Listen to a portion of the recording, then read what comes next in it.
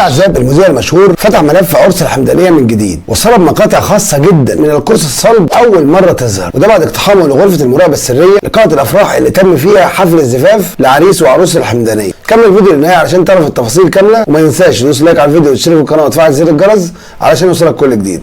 ويلا بينا علشان نشوف ايه هي التفاصيل.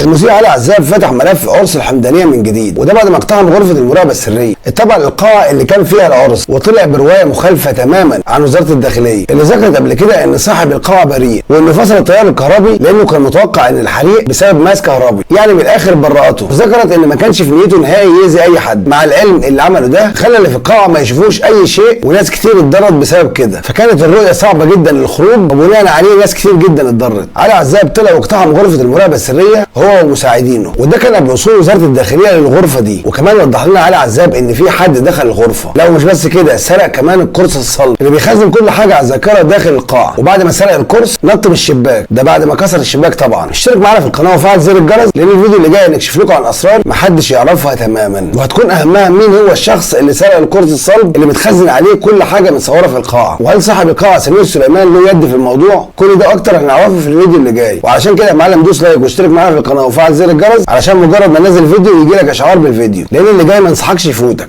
نشوفكم على خير باذن الله. السلام عليكم ورحمه الله وبركاته.